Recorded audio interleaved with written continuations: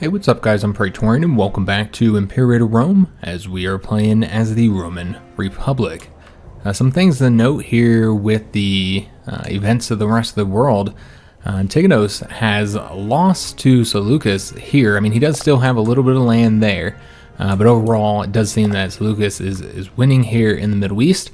However, he is winning over here against Macedon. Macedon has lost control of a lot of their territory here in Greece. And they are significantly weaker. In fact, I think they might be the weakest. Oh, nope, the race is still the weakest of the Diadochi. Macedon does have some territory over here in Anatolia, so I guess that's one of the reasons why they still have a good number of pops despite the territory they lost. But obviously not doing great there. Egypt is probably the second strongest right now as far as pops go. So I was going to take care of a few things before we continue this war that we left off on against these three little tiny states here in southern Italy. So the first thing I'd like to do is, you notice that our opinion now is maxed out, so we can go ahead and get these guys integrated. So let's go and start that process. So yeah, we'll start integrating them now. These guys here are being integrated as we speak as well, so they should be done. I don't know, maybe this episode, we'll see. Yeah, we should be done this episode. So there's two other things I want to take care of. On the religion screen, I haven't showed this yet. You can perform divine sacrifice using some of your political influence to increase the stability. So it'll result in the stability going up by 0.15 every month. And then we can also do this one here if we ever need to, which does cost a bit of tyranny. And then what it basically does is reduce the exhaustion more each month, your war exhaustion. So we're going to do this one and use a little bit of that political influence to try and get the stability to go up a little bit higher. We could do it again, but we're not going to spend the last of our political influence on that. And then the other thing I want to do is take a look at the culture screen. We haven't looked at this since the first episode. So we have the Samnites here. They are the second most populous culture in our country. And they already have some rights. So they have the right of intermarriage, and you'll see that's increasing their happiness, and it's also resulting in faster integration speed, so very helpful. Right to enter contracts is doing that same thing with the integration speed. It is making slaves more unhappy, but increasing the freeman output. And of course, this is just for the pops of this culture. And then we have this one, which is, what we got for dealing with their families, and we got the -5 on the culture happiness. So I just want to show that we are getting where these modifiers are and how you find them. If we wanted to speed up integration even more, then there's additional cultural decisions that we could take to make that happen. We're not going to do those because they do have some penalties and stuff, but I just wanted to show that and how things are going with our culture screens. We take a look at it every once in a while.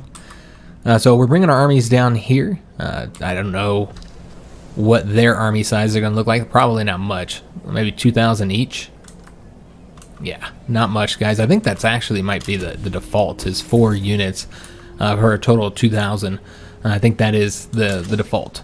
So they are basically as small as they can be, and this is just 6,000 men that we can easily destroy here. Once we get everybody here, we're going to start marching down here. They're going after that capital, so that fort that we have. You can see that they're already planning on leaving because they don't want to have to fight us in the hills. And so we'll just get these 6,000 men here destroyed. Looks like they're now going this way. Alright, so now we have to go back. Let's go and start getting the sieges going because we do not need 18,000 men to get this done.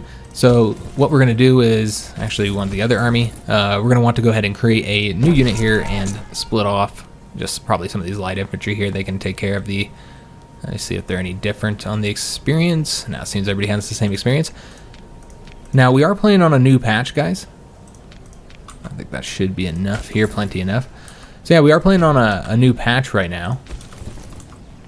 And it didn't make a lot of adjustments. I think I have the wrong army selected here.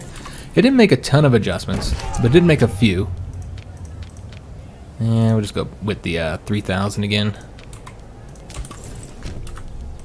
And I'm trying to recall what all the additional changes were.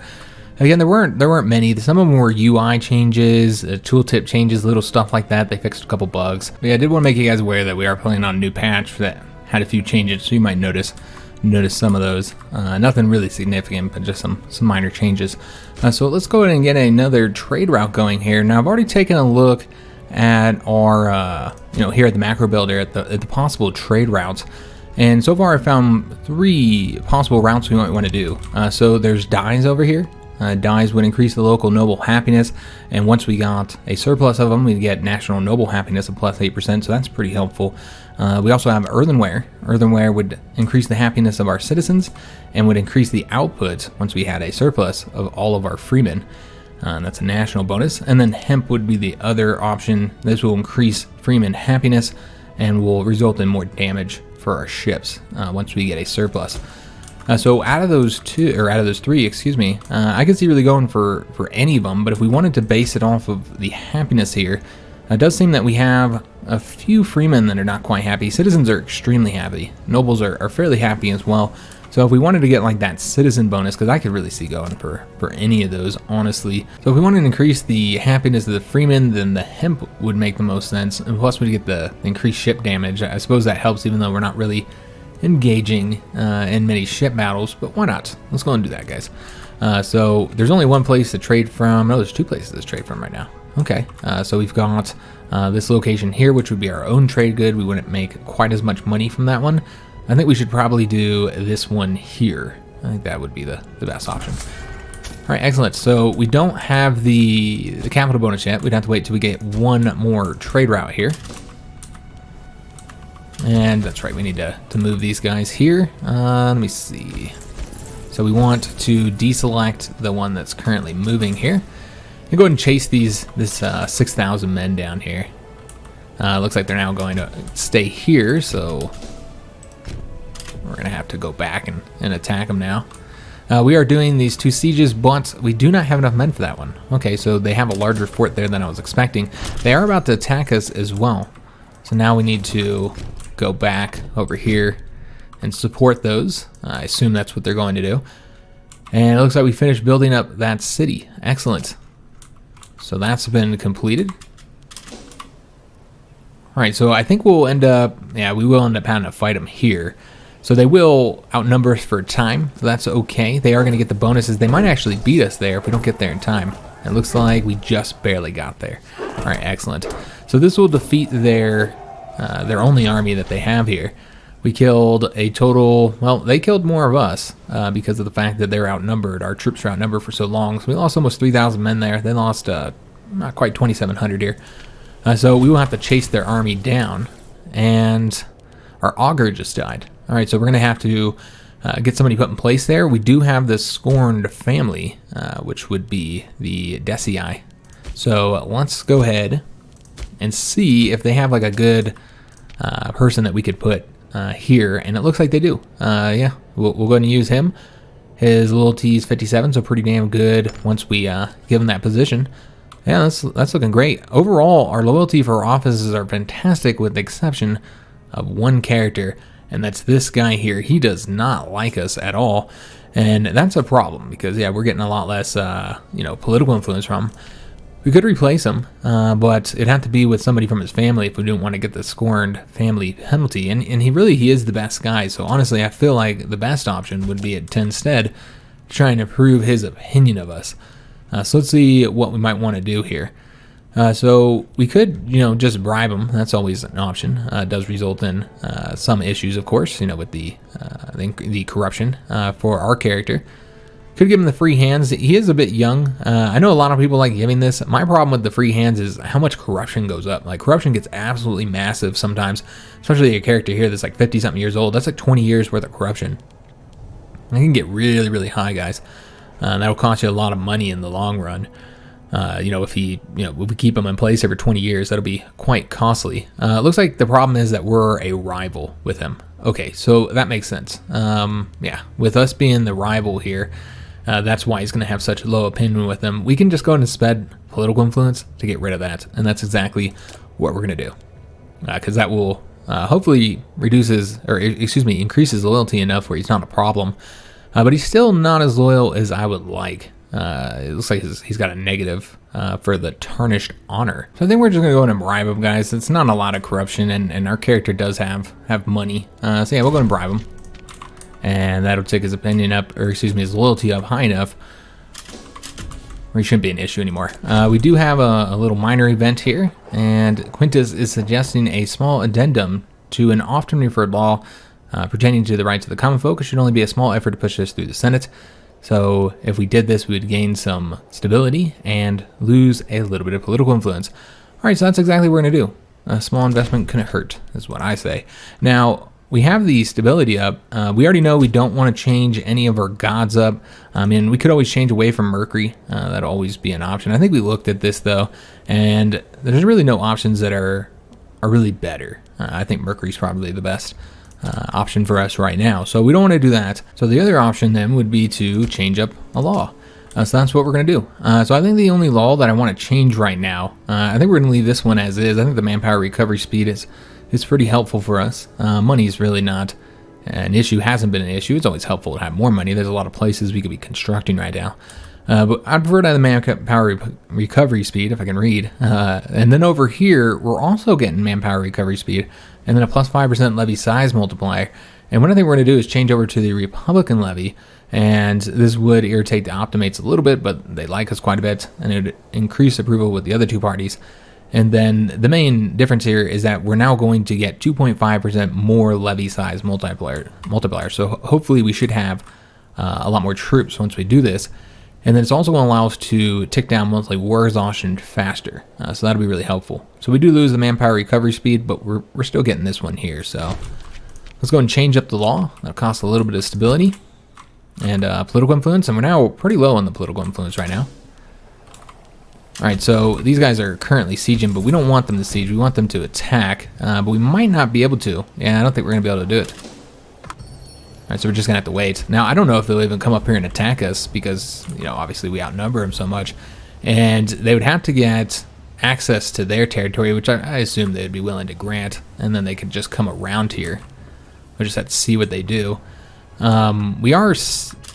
Oh, we never brought our fleet over here. I thought we did that last episode, but we didn't because I was waiting for the morale to go up, so that's my bad. If we brought that fleet over there, that'd make these sieges go much, much quicker. So Quintus, our censor, is currently sick.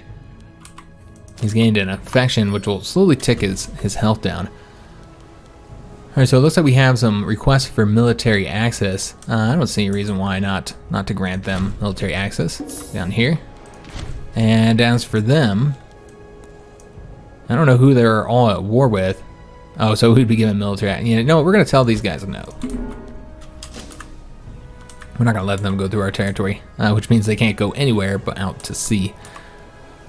So once our fleet gets here, which they'll have to do... No. We're not at war with them, so they won't have to do any battle. I think they're keeping their fleet, in port right now. They have 6 total ships, so they'll stay in port. They don't have any interest in fighting us right now. We did not bring the rest of the fleet because these guys are a separate fleet. We might reorganize this a little bit, guys. And I'm not even sure which one's the worst one. This guy's pretty cruddy, actually. So let's go and reorganize him now. So let's go ahead and go back. I guess we can do it here. We'll do it here. Create a new fleet, and then just pull out all of these here. And get them moving over to here to join with that fleet, while this cruddy admiral here, which we only have in place for the bonus, is going to go over back to the port. Although it looks like he's about to get engaged to these pirates and get destroyed. He did. So he was completely destroyed. So that's a bummer. I don't think he died, though. He must have swam to shore. That's quite the swim, though, so doesn't always make sense. I think it's just a chance that they can die, and of course the reason for that is so that you don't just put characters on ships. Oh, that's fine. So you don't just put characters on ships and then send them out to die.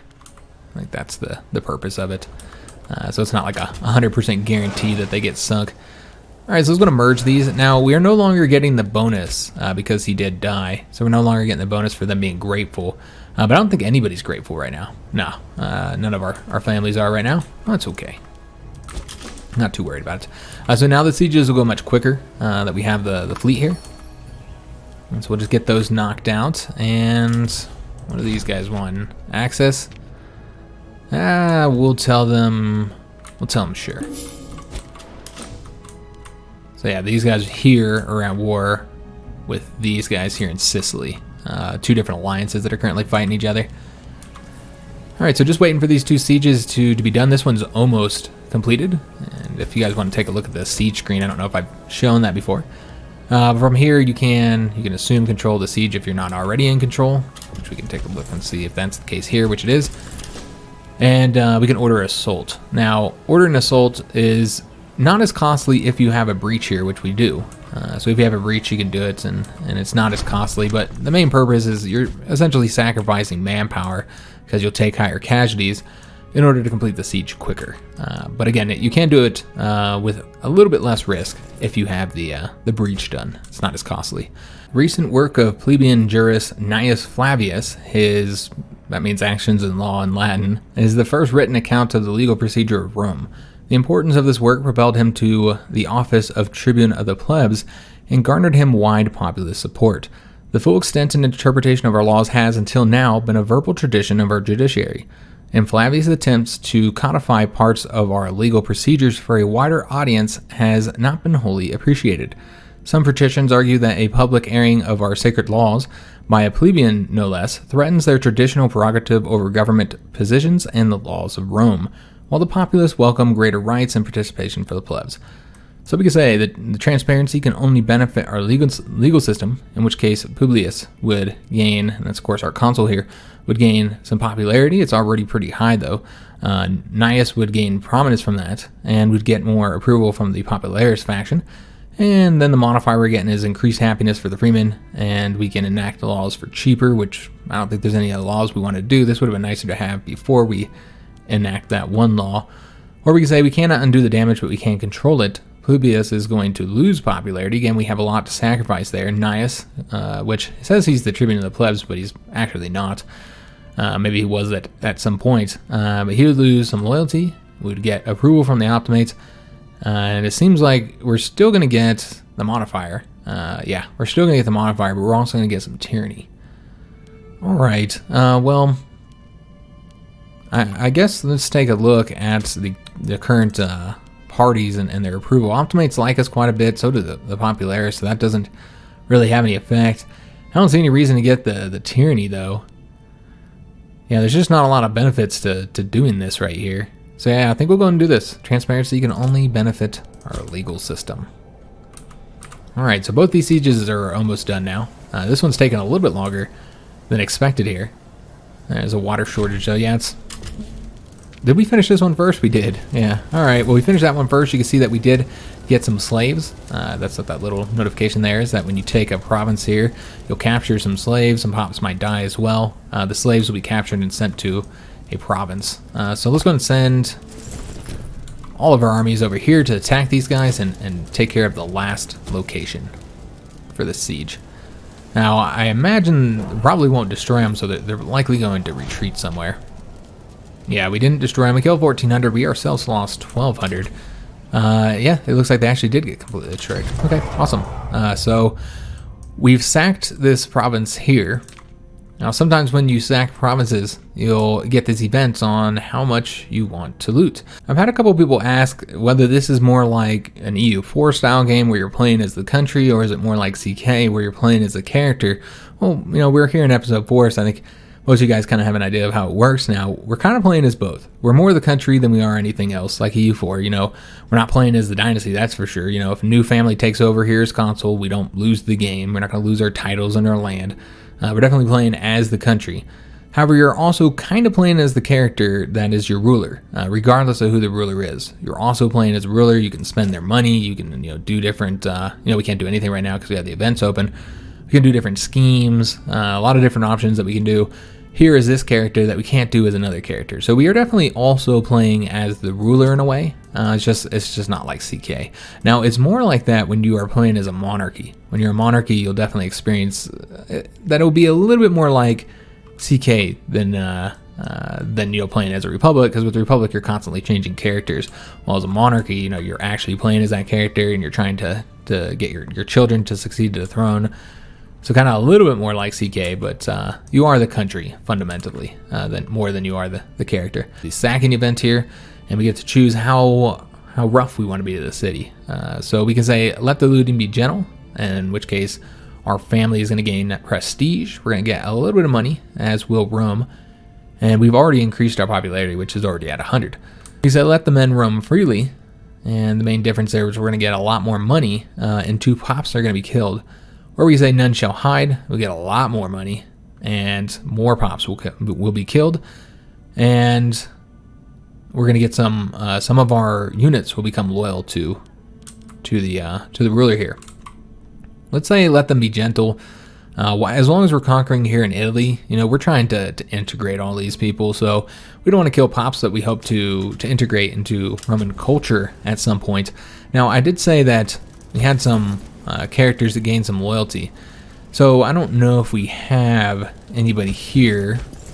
Let's take a look at our big army, see if we have anybody here that is already loyal, and I can show you guys. Yeah, here we go. So if you look at any unit, they can get loyalty to a certain character, typically to their general at the time. And there's a lot of different ways that can happen. As you saw, events are one way. Also, just winning battles and sieges will result in a small chance that units will become loyal to their commander. And what effectively happens is that if this character rebels, then any units that are loyal to him will go with him. And because we have a levy system, if we disband any units that are loyal to him, then that'd be what the game calls, you see here he has 2 little cohorts here, but what the game calls veteran cohorts.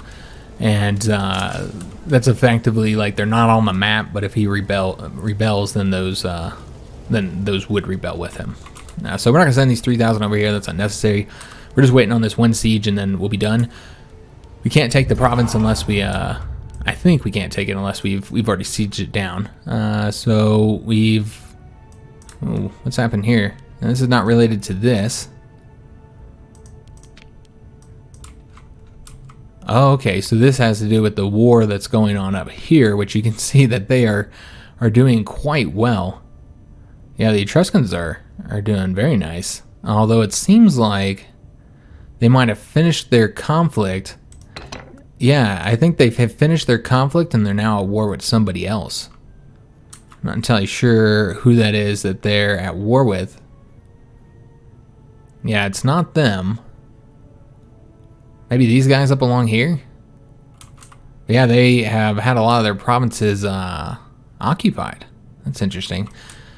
Alright, so one of their shrines were sacked, and because this has to do with our religion, we can say we will remember this crime, in which case that country, the tribe, I should say, really, they're more tribal than, they might not actually be tribal government, I don't know, but I'm going to call them a tribe. So we can say that we will remember this crime, in which case we'll lose opinion of them, or we can say who can blame a soldier for pillaging, in which case we'll increase our opinion with them. We'll just say we will remember this crime. We're not trying to be friends with them. Alright, so yeah, just waiting for this 1 siege. I could look to see if I can take that, but I don't think I can. And, alright, so we've gotten another rival, and that is in fact our co-consul. So our consuls are rivals with each other. That's fantastic. They really don't like each other, as we saw in the previous episode. Yeah, you can see that we can't take it because we have not occupied it yet. And it's a fort, so we will have to wait for we're able to take that. And I thought I told you guys no already. They're just going to keep on asking us. And it does seem that we are out of food here, if I'm not mistaken. Yeah, we're currently out of food here. We've used it all. So that's a bit of a problem. So yeah, we're going to start taking attrition. That's not good. But you know what? This is just about done with. So we're just going to let it complete. What we could do is take some of the men out, though. They'll be eating a little bit less food.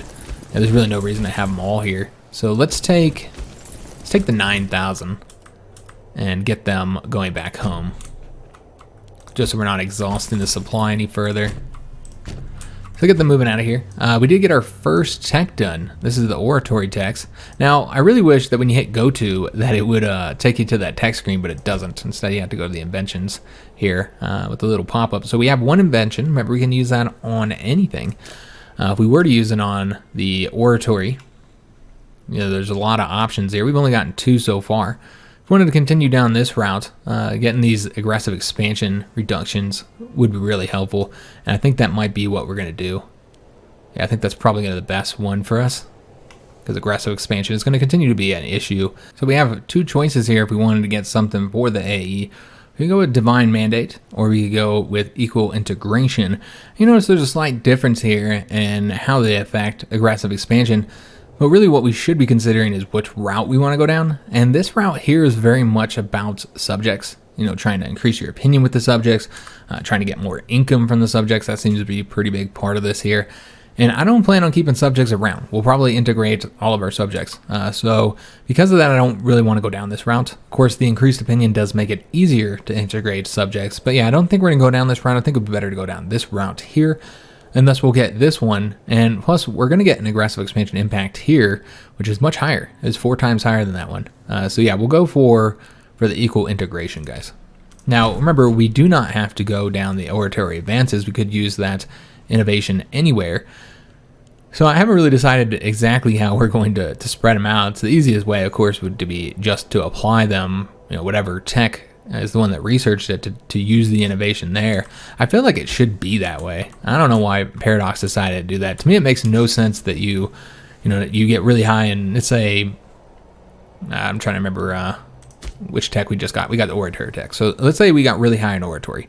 Let's just say we were researching very fast there. We had a really good researcher there, and we're just getting innovations left and right. But then to be able to use that on your military, it just seems kind of strange. I'm not entirely sure why they didn't separate them and have like each of the advances have their own set of innovations, and then you have to use those innovations here. I think they should have did that, but I don't know why Paradox did that way. Maybe some people like it better. I personally think it doesn't make sense. And I think you should be more tied to what your actual technology is in. So integrate of Marcia. Our client Marcia has long upheld, so we finished up the integration. That's what's happening here.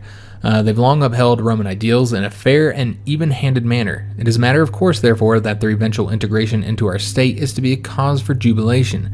The Marcian elite have been instrumental in facilitating this union, and many are hoping to find a place within our government. All right, so this is about dealing with the families. So we could just come down here and say we can't take in just anyone, and then the families in Rome cherish their privileges and will reward 1.25 popularity per family denied entry to our state. And this would increase our overall popularity, but yeah, we don't really need popularity. Or we could instead just give refuge to one of these characters, and I think that's probably the best option, and just go for whatever character's best. So he's 8 in martial. This guy's pretty good in 2 things. And so is he. I think he's our best choice, actually. So I think we're going to go ahead and bring in Servius, and he'll be a minor character in our realm. So we can go ahead and bring more families in. And I don't know that we want to, though, as far as I guess this guy's pretty solid, too. So we could bring him in, too. Now, we can't see all the characters that we're accepting, but we are losing a little bit of popularity when we do this. And so I think we're going to turn him down to get the popularity back up to 90. All right, so both those characters did completely disappear. I don't have anywhere to go. So yeah, we're just waiting for the siege to finish up. And we're going to start getting all these techs knocked out too. And these are the bonuses that we're getting for each technology as we research them. So with the civic advance, so there's a lot of good stuff to get here. Reducing the build costs, that'd be nice since we're going to start building a lot more here. So we could go with that route, I suppose. There's also increasing national commerce income, though that doesn't really produce a lot of money. This one would probably save us far more. This one here makes it cheaper to get the provincial, improvements. This will reduce build times. We build faster. I don't find that one as useful. We'd have to get the property tax first. That would increase income. Probably, yeah, that would increase income probably the same amounts as the national commerce income would, even though it's a lot less because we make so much more from taxes. However, we can't just not go down this route here, guys, because one of the best, branches here is right here. So you can go with urban planning, which gives some fantastic bonuses, 2+ building slots for all the cities. You can build cheaper, you get higher population capacity. Just fantastic bonuses here with urban planning. Or you can go rural planning, which is also really good. Global settlement building costs slots +1. Now maybe you think, oh, well, you're getting so many more bonuses here. Majority of your provinces are not cities, they're settlements. And so being able to build another extra building in all those settlements is actually pretty significant, particularly because the settlement buildings have some very, very nice bonuses, much better than the city ones because you're only allowed to get one. We'll look at the settlement buildings in a little bit. They have their own building tree, their own set types of buildings. And we'll look at that probably after we finish this war, because we're going to spend some money. So we do want to go down this route as well. So let's go and start with that. I think getting the national citizen output would be quite helpful. All right. So yeah, just waiting for this siege to finish up here. And unfortunately, these guys here are still lacking food, thus they're taking some attrition. But there's really not much to be done about that unless we were to give them, I don't know if we have, yeah, we could send them the food here. I don't know how much food they actually have right now. But yeah, we could go ahead and send them these. And I think that the siege is just about done, but there's no reason not to go ahead and split them off. Although we would have to wait for them to finish moving. There we go. So yeah, let's just go and take a couple of them. And they're not completely filled on food yet. But yeah, we can go and send those over there, make sure these guys don't starve. I think that they'll probably finish the siege before we ever get there, though. I should have considered that. Just move the... that's one way to keep your units supplied, by the way. You get the supply wagons, move them to a location that has food, and then move them back. But honestly, I didn't really take this conflict very seriously because of the fact that it's just a little small war. But we did lose a lot of manpower overall for such a small conflict. You know what? They might actually get there while the siege is still going. A petitioner approaches. A mature individual by the name of Sebastianus approached our consul in private this morning. I don't know who this guy is. Looks like some minor character. In a hushed voice, he spoke of a vision of the near future in which he was found by his loved ones, having been killed under mysterious circumstances. With shaking hands, he offered all his worldly goods to the state in return for our protection. So we say how awful, we should take care of him, and that will get us 50 gold. He'll get some loyalty. We can say convince him that all will be well, will gain stability, and he'll get even more loyalty. Or we say have him killed under mysterious circumstances. And we can do this because we're a lunatic, and we'll get a whole bunch of money. And that seems like exactly what a lunatic would do. Yeah, let's go and kill him. You gotta appease the gods. So the gods have said that this guy was going to be killed under mysterious circumstances. Who are we to interfere with fate? In fact, we're going to help it along. We will be an instrument of the gods. And that got us a ton of money as well. We did get the martial advances. The martial advances are, I think, the only one, and I could be mistaken, but I'm pretty sure they're the only of the text that actually has penalties associated with it. Yes, it's the only one that has penalties associated with it. So you do get the morale from the armies and navies, but your legions and your navy will cost more. So it is a bit of a penalty. It's going to make that fleet cost a bit more money. But of course, we are getting more morale, so that's always helpful. So let's go and continue in these martial advances. Now, we've got two routes to get down to the legions, the cohorts. Now, we could go this route here. This would increase reinforcement speed, increase discipline by 2.5%, and get us increased start and experience, which really helps with the levies. Or we can go this route, in which we'll get the discipline plus 5%, experience decay negative 0.5%, so you won't lose the experience as quickly. Legion maintenance costs will be reduced. Legions can be very, very expensive, so that's going to be helpful because that's exactly the route we're trying to go right now. This is more discipline for heavy infantry, which we'll probably rely on as we get our legions. More start and experience, very helpful, and again, another bonus for the experience decay. So I feel like it's a very clear choice here. We should go with the professional training, even though it does result in us having to get 4 before we get to cohorts, instead of the 3 that we could do here. So we could get there quicker going this route. But let's go with the better one. So yeah, we'll get the increased discipline and the reduction of experience. And looks like we just changed map mode here. I know a lot of people prefer this map mode. I don't know, man. Most games I prefer the political map mode. That's the one I always play with. And this is the sack here. We're gonna say same thing. This is just them. We'll say we will remember this crime. So we did finish up the siege, and with that, we're done with the conflict. But yeah, I know that a lot of people prefer this. This is the darker and more clear color here. And this is probably the only Paradox game where I actually like the terrain map more than the political map. I mean, CK3 has a unique kind of map system, but yeah, if I'm playing EU4, I'm not going to play with the terrain map, that's for sure. I don't think I've ever played on the terrain map at all. I don't even think I turned the damn thing on. But yeah, in this game, I really like the terrain map. I know it's not as clear. I understand why some people prefer this map, but personally, I prefer this one. I just like it. I just like the terrain being clear. It just looks nicer, especially as you get up closer. I don't know. So I prefer that map, guys. I know not everybody does. But let's go ahead and finish this conflict up, sue for peace, and it's just going to be an annexation of all these guys. And I think that's it. Alright, so we're going to have to deal with all of these here. I went through all of them, and none of them are that great. There's one or two that are okay, but you know what, guys? I really feel like we should try and tick down the aggressive expansion. I think that would be the best way to do it. So we're just going to banish those of all of those of class, and then put the rest of the sword.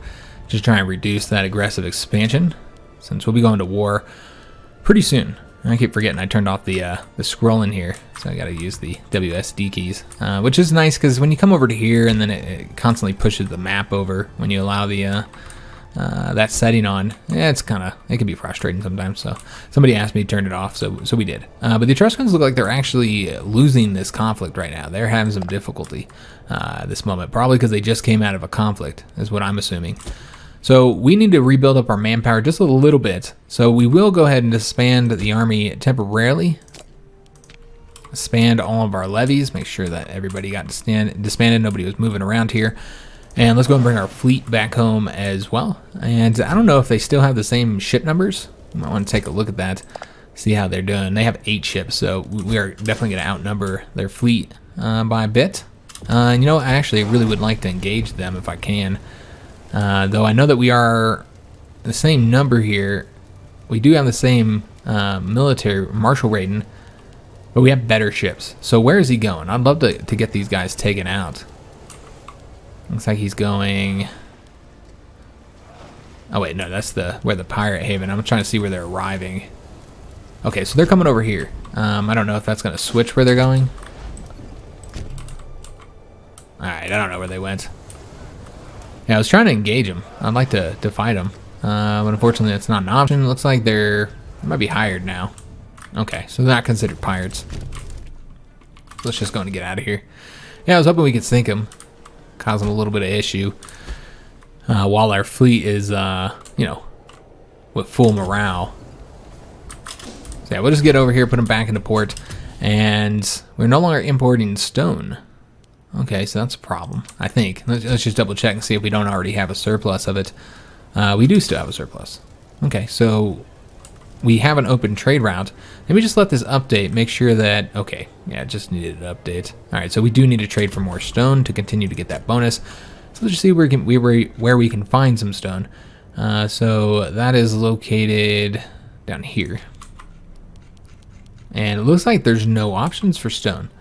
All right, well, that's kind of a shame. Yeah, that's a real bummer. Looks like we're just barely able to get them to trade with us. Yeah, I think the problem here is that they all don't have enough yet. There's still too little production going on just yet. All right, so we might have to trade for something else. That's a real shame because I don't know exactly what bonus we were getting here. Let me just double check here. We're getting the build cost reduction. Yeah, that's a real bummer because I'm about to spend some money and do some construction. So yeah, that's a real shame. All right, well, there's nothing to be done about it. We'll have to find something else. And we already looked at this before, and we're going for the hemp. So let's see if we can't get one more thing of hemp. And it looks like we're going to have to trade for our own hemp because there's nobody who's got any trade available to us. So yeah, let's go and trade for the hemp here. All right, so now we have the ship damage bonus. Excellent. And we're also, of course, getting that local freeman happiness here, so that'll help out here in Rome. You can see the freemen are very, very satisfied, which is fantastic news. So let's go ahead and start building. What I wanted to do is build in, if we have any settlements here that haven't been constructed, haven't constructed their one building yet, which we do. We do have a couple here. So what you want to build is typically dependent on the trade goods you have and also, you know, what role you have for that province. So if you want a fort, then obviously that's what you're going to get there. There's also barracks. Barracks will increase that local manpower. Mines, you know, that's what we're probably going to want to get here in this province because we have iron. Does reduce the pop migration speed. That's actually a good thing. That means they're not leaving. They can stay here and work. So that kind of helps. It'll increase the local civilization level, which is pretty damn low right now, and it's going to reduce the number of slaves we need for a surplus by quite a bit. So it's going to result in us getting more iron for trading and for use, which of course the iron gives us that local tax bonus, so very, very helpful. And so that's what we're going to get here, but I did want to show the other stuff that we have available here. We have tribal settlements, if we want to get some tribesmen there, increase that population capacity. You could do a port, which obviously this province can't do a port because we're not on the coast there. We could do a slave estate, giving those bonuses there. The big thing here is the local monthly food modifier. That is huge. We can do a farming settlement, or we can do the provincial legation. So we are, of course, going to do the mine here. And let's go ahead and get something in the neighboring settlements. We have horses here. Okay, let me see the other settlements that we currently have that haven't built anything just yet. We have cloth here. Okay. So we could do the slave estate so we can get more cloth, I suppose. That will increase that happiness for the nobles, and that'd be really useful. Yeah, I think that might be what we get in this one, is the slave estate. Increase the local slave output. Yeah, I think that'll be the best thing to get here. Now, the local slave output's just going to increase the income, so I suppose that doesn't result in more cloth. I'm trying to see if there's anything that would result in more cloth. I don't think so. I don't think there's anything we can get here that would result in like an increase of cloth, because you can't get the farming settlement or the mine. Yeah, so I suppose we'll do the slave estate. Like I said, it still does give us the bonus to the taxes. So yeah, that's what we'll do, guys. And we could also have done a port, so we have more ports up along the edge here. You can only get on the ships in a port, so having those ports do help. They also give you all those bonuses that you saw there. We are currently losing money because we are paying for the fleet and the forts, so let's go and stop doing that. And we don't have much aggressive expansion to build to burn off. Really don't need to burn off aggressive expansion at all. We could go and declare war immediately. Looks like they just finished up their conflict. I don't know if they lost territory or what exactly happened here. It seems like they won it. Yeah, I think they ended up actually winning despite, you know, having all that territory getting conquered. We did get our religious advance, which is the last one that we needed to get here. And of course that gives us increased omen power. All right, so what do we want to get? That's right, these guys only have one tree here. So the choices are to increase the unintegrated culture group happiness or increase the integrated culture happiness. And of course, the main thing we want to be considering is which one of these trees we want to go down. And I think we're going to go down one of these ones here rather than this one. This one does have some good bonuses. They're all kind of around religion. The maximum research efficiency is incredibly helpful. So that also allows the selection of religious education great wonder effect if we ever build any great wonders, which I assume we'll build a few once we really start stacking up the money.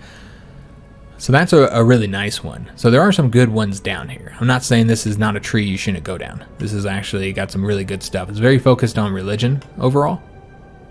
A lot of religious stuff. You got some army stuff here, so that's helpful. It's a good branch. I'm not saying it's not. But we're going to go down these ones. So let's go and get this one, integrated culture happiness plus 2%. Because I think our goal here is very much going to be to try and integrate most of the cultures in Italy, if not all of them. Try and get them integrated. We are almost done on integrating them, so that'll result in us annexing these guys here. So what we could do, although we're a little bit low on political influence, so we might wait. Yeah, we'll wait a little bit before we start working on anything else. Right now we're just planning this war against these guys. So this is going to be a little bit more challenging because they are of similar power. So this is not going to be as easy of a conflict. In fact, we could just avoid going to war with them and instead tack down here somewhere. That would be an option too. And that would, of course, require us to get a claim, except there is something that we could do here. We could summon the War Council. We haven't used that yet, so why not? Let's try this out. So the Senate assemblies. Many long hours have passed since the Senate Hall closed for the day, yet 4 figures still sit, animated in intense discussion over matters of future conquest. Appius, a senator often associated with the government of our state, Marcus, a senator known for their military interests, and Lucius, a senator with few achievements to their name, each argue for their own chosen course of action. Barbed insults begin to fly, as our advisors feint and deflect with consummate skill, each showing their prowess in political discourse. Ultimately, no compromise can be made, and we are left with 3 distinct directions. Appius is for war with Thuria. Marcus is for Brutia, whereas Lucius advocates a territorial war with Etruria. It is up to us to find a course through this mess. So we already have a claim against them, so we don't need to do that one. So definitely not going to go that route. The other option would be go Appius of the Boni, and we'd make war with Thuria. Now, I don't know exactly where that is. Let's just take a look here. That's these guys here. So we could attack them. And I think they're a subject. Yeah, so I think both of these options here result in the same conflict. Yeah, because if you attack these guys, you're attacking their, you're attacking their liege, of course, and if you attack them, then they're going to bring their subject in. So basically, it doesn't matter which one we attack, unless we should base this off of who we want to please when it comes to the parties and the characters. I think that's the best way to do that. And Marcus as co-consul, remember, he's going to have, and I have trouble. I don't know if you guys have had trouble with this. I've been having a lot of trouble with it, man. So, you try and lock it, and then you try and get onto the card. You got to be like really quick. But yeah, remember, he's our rival, so his loyalty is much lower than it was before. And I want to say we're now using his stats for some stuff. Yeah, we're using his martial stat, and we're using his finesse because of us getting that insane trait. So yeah, I think it might make sense to go with Marcus and the Popularis faction. So I think that's what we're going to do. Just looking at what this option here would result in. Yeah, I mean, why are we losing 5 approval with the Popularis faction twice? Yeah, I don't think that's working properly. I think the other one's supposed to go with the Optimites. So yeah, we're going to go with Marcus. And we could just do this war real quick as well, because if we did the war with Etruria, then I would want to spend a little bit of time building up the manpower. Well, this conflict here could be done now because we vastly outnumber them. So I wouldn't be so worried about the manpower. Maybe might let it go up by like 10,000. Yeah, maybe get up to 10,000 and then declare war. See, if we did war with them, I'd want to wait until it got all the way up. Although I do assume that they're probably weaker right now because of their recent conflicts. Yeah, I'd prefer to just go and attack these guys first, and they're at war right now too. So they're going to be distracted. So they're going to be really, really weak. In fact, you know what? We might as well just declare war at this moment. So that's what we're going to do. Let's go and take them out. Can't call our allies in. Because they are disloyal. Huh. Interesting. Let me just take a look and see what's going on here with their opinion. Because clearly it's an issue. And it's not an opinion problem. I think it might just be because we just integrated somebody. Let's let the month roll into April. And then we'll declare war on April 1st. And let's take a look, see if anything's changed here. Yeah, they are willing to go now. That's what I thought. I think it was just because of the conflict we just did. So yeah, we'll go ahead and declare war here on April 1st. So maybe they'll think it's an April Fool's Day trick and they won't react to it. That we're attacking them from behind. So our ports are already being blockaded. We did just stop paying for the fleet, so we're going to have to start paying for them again. Let me just take a look and see how low the morale got. Yeah, it's already at 15% here. So we're going to have to let the morale increase, and then we'll bring the fleet over here to deal with these guys. And it looks like they actually brought, I wasn't really looking at who all they're bringing in, but it does seem that they didn't bring these guys in. Okay, this because they're a tributary. Alright, so we actually won't be attacking them. Okay, but we will be attacking them, which means we can get them annexed too. So that works. So we'll want to raise up our armies. We'll go ahead and do that now. And then we're going to actually have to, unfortunately, end the episode. Now, you can see that we're getting a lot more units because of us changing that law up. It didn't affect these guys down here at all. And we can't raise them up until this date here, May 25th. That's fine. They'll raise up down here. And we're only raising them up for that increased marshal, really. It's a bummer that the co-consul can't lead if he has a better marshal. That just would make sense, man. But yeah, for whatever reason, you can't do that. It'd be nice if they just gave you the choice in the matter.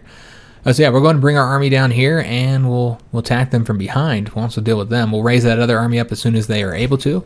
But unfortunately, that's all going to have to be next episode, guys. I do hope you guys enjoyed this one. If you did, make sure you leave a like on the video, subscribe to our channel, hit that notification bell, and leave a comment. I do hope to see you guys on the next video, and thanks for watching.